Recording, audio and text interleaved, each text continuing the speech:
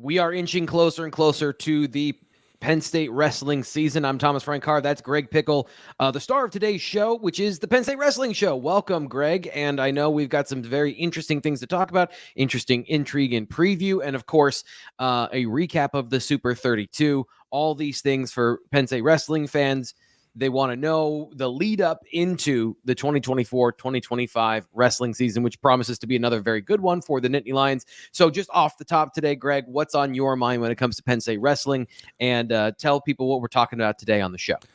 Yeah, so if you're fortunately joining us on Thursday, October 17, we are officially 1 month away from the Penn State wrestling season kicking off against Drexel. If you're listening to this show on a different day, then even better news for you. We're inside of the 1 month countdown. There you go. For the Penn State wrestling season to start. So the Nittany Lions will be back on the mat soon. Some will be at the NWCA All-Star Classic on the 16th, which is what we're going to talk about for most of this show for reasons we didn't expect to at this time a week ago. And then obviously the dual meet season kicks off, and there's a lot of intrigue and excitement and everything like that. So, preseason work is underway. We're still a ways away from, the team media day, where we learn as much as we can from Cael Sanderson and his wrestlers about the season ahead, but that is approaching too. If you missed last week's show, we covered the full schedule, which I continue to think is one of the more interesting ones that Penn State has had in recent years. And it's amazing to believe that we're almost, feels like yesterday, we were just doing the wrap-up show for the 2023-2024 season. Yeah. Now we sit this close to the 2024-2025 campaign. I'll do one better. It feels like it was just yesterday we were talking about the Bryce Jordan Center and David Taylor and Aaron Brooks, and suddenly now all that's in the rearview mirror, and the wrestling team is in full view for us, and that is where we're starting. Greg Kerkvliet out of the NWCA All-Star Classic. So I know that there is some potential speculation that can happen here. You are a journalist who doesn't speculate, so we're going to try and do our best to discuss the situation without going down that road. But give us the context here of why this was so intriguing to you when you saw this news come out. Yeah, so as we sit here about noon Eastern time on October 17th, we have no concrete news to report on why Greg Kerkvliet is no longer going to compete in the NWCA All-Star Classic. The defending heavyweight champion at 285 pounds was set to wrestle Nick Feldman from Ohio State at that exhibition event. He was going to be one of 6 Nittany Lions competing at Rec Hall day before the Lions face Drexel.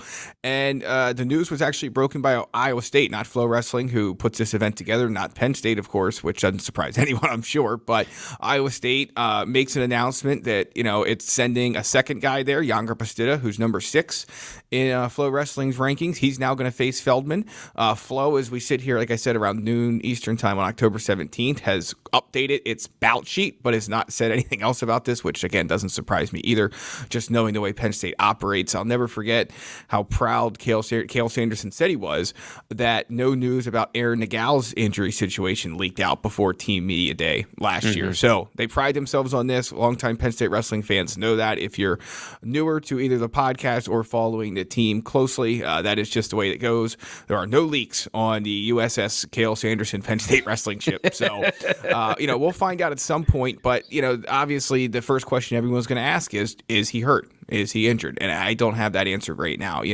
He has been prominently featured as a member of the Penn State team practicing in the program's social media posts over the last week, including hours before Iowa State put out that Yonger was going to replace Kerkvliet in the NWCA All-Star Classic. So obviously, we don't know when those photos were taken that Penn State Wrestling put out, but Greg's been a major part of their social media posts throughout the last month and the last week, and like I said, the last 24 hours as we sit here and record this. So it's hard to say what the reasoning was. Looking back at last year, T. Frank, there is some precedent for guys being on the initial list and then dropping out. There were 3 examples, and they're all a little bit different. The first one was, let me pull my notes up here so I get his name right. Clay Carson?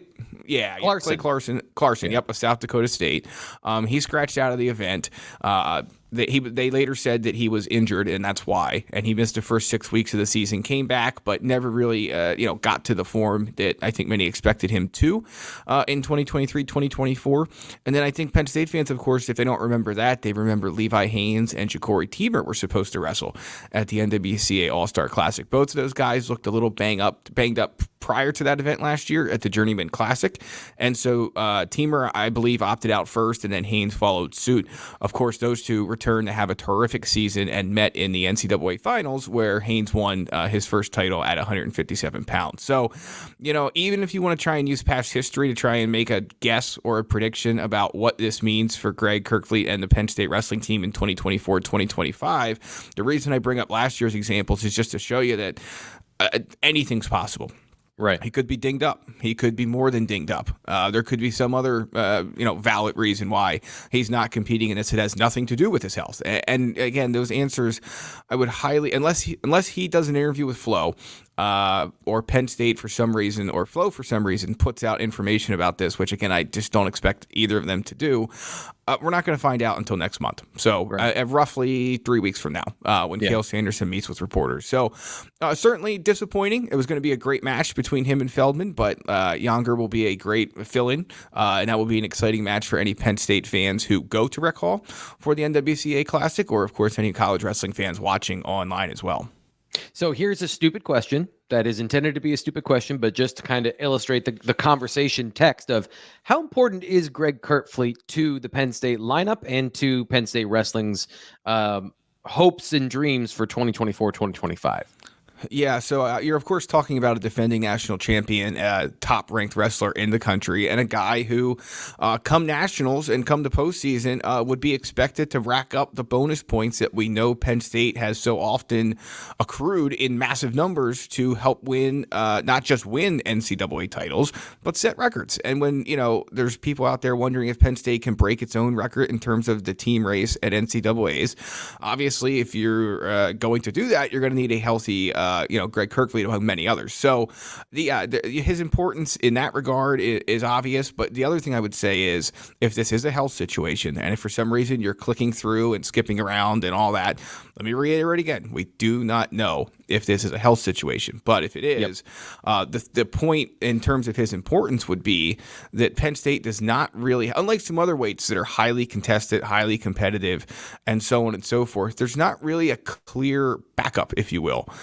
for Greg. You look at the roster, you have Mirasola coming in. Maybe he could man that, but that seems like a tough ask of a freshman at this point. It's a very tough ask. So I'm not sure about if that's even an option, but it could be.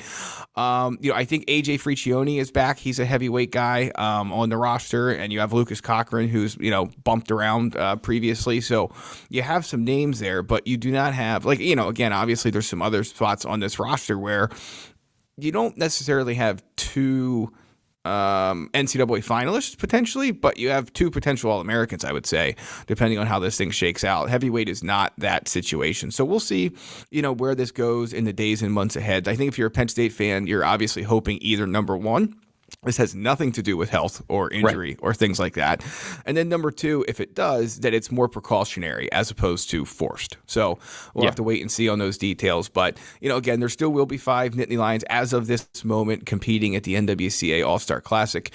You have Jesse Mendez of Ohio State against Bo Bartlett in 141-pound. Rematch of last year's NCAA championships. Shane Van Ness, a guy who was hurt last December, is back on the mat. He's number 2 at 149 and taking on number 3, Ty Waters of West Virginia.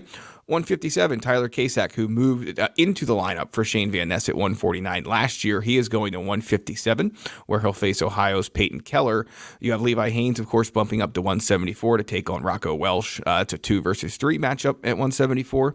And then the highlight bout of the exhibition match is going to be at 184, where you have defending NCAA champ at 184, Parker Kakaisian of Northern Iowa, against top-ranked Carter Starachi, who, of course, has 4 NCAA titles at 174, and now goes to make history as the only potential 5-time NCAA champ at 184. So still a great night of wrestling on tap, but there is little question, T. Frank, that the conversation, if it's not about the 184-pound, match, I don't want to call it the match of the century, but match of the preseason is probably a better way to put it, then it's going to be about the situation Penn State is potentially dealing with at heavyweight.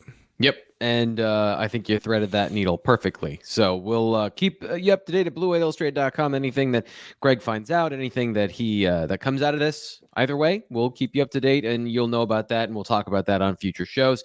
As always, if you're watching here, you can see on the bottom of the screen, you can subscribe to Blue White Illustrated so you can get in and talk to Greg about these things with our exclusive YouTube and podcast code, 2 months for $1 if you sign up with the promo code PSU1 at sign up. So you can get in, you can try out our wrestling content and coverage. And of course, not just wrestling, football, basketball, if that's what you're into. We got all kinds of great stuff over there, recruiting of all different types and kinds. So we are there for you if you are a Penn State sports fanatic. Next thing, the Super 32 did happen, and we have results of that. So, Greg, I know you wanted to recap some of these things and the Penn State and State College area connections to this. So what happened at the Super 32 that you want to talk about today? Yeah, so on last week's show, we did a very brief preview of this, and it was very simply because of the fact that at the time we recorded, the seeds weren't finalized, the entry sheet wasn't finalized, and I didn't want to lead anybody on about who could be competing, who might not be competing, the bracket, and then it changes, so on and so forth. It was just easier to cover this on the backside. So let's start with Asher Cunningham. Yes, the last name sounds familiar, the son of Casey Cunningham, of course. State College area standout. He won the 165-pound bracket at Super 32, a prestigious tournament, and really I would say the last off-season event, or the first preseason event, however you want to put it, as these guys get ready to return to the high school mat in 2024, 2025. Very impressive tournament for him, T. Frank. He is now up to number 5 in Matt Scout's rankings. That's because he beat the number 6 wrestler, Bambinelli of Georgia, in the finals, 12-11. It was a fascinating match. If you go to Flo Wrestling's Twitter page, I'm sure Facebook, YouTube, whatever, there are some clips of that, and it was everything you would expect a Penn State wrestler to find himself in. Like, it gave me Mitchell Messenbrink vibes. Like, just both guys just going all out and not taking a back seat to the other one or not trying to win a defensive match. It was just, a tremendous display of wrestling. And Cunningham, before that, made the semifinals with 2 technical falls, a fall, and a major decision. Just a really impressive tournament for him as he gets ready to embark on his senior season at State High. Dalton Perry, class of 2025 wrestler from Central Mountain, was second at 138. He moved all the way up to number 5 in Matt Scout's 138-pound rankings from number 12. He did lose by a major decision in the finals to Sergio Vega, a Cornell commit from Arizona, but I thought it was an impressive tournament for him too. They feel like he's a guy maybe a little overlooked in this class, T. Frank, but certainly this was another indication of what his potential could be once he gets to Penn State. So a good tournament for him. And then another guy that is committed to Penn State, Nate Desmond, was 4th at 126 pounds. He is now still number 5 in his weight class. And, it was a good tournament for him in a bracket full of just absolute killers. So, and he can be one of those guys too. So good Super 32 for those Penn State commits. And, we thought there might be a couple more that were in. They were not. But it was a good weekend for those guys. And, in terms of the overall high school rankings, those are starting to get updated. I'll run through some interesting ones quick. PJ Duke is still the top pound for pound wrestler. He's the Minnesink Valley, New York star. He is still number 1 in Matt Scout's pound-for-pound rankings. Top target for Penn State, Marcus Blaze, in class of 2025 out of Ohio. He is number 2, and he, of course, was at Penn State for an official visit recently. There continues to be talk that maybe he could decide at any time. I think on a previous show we talked, T. Frank, that he said in May he was going to probably decide soon. Obviously, that timeline has long passed, but I think we could hear from him at any moment moving forward. Penn State, of course, certainly right in the mix for him. Let me get back to my notes here. Just moving down the list here, Will Henkel, who's the guy that I thought might compete at Super 32. He is number 10 in Matt Scout's rankings. And I believe that might be it for the pound for pound side of it, but certainly more guys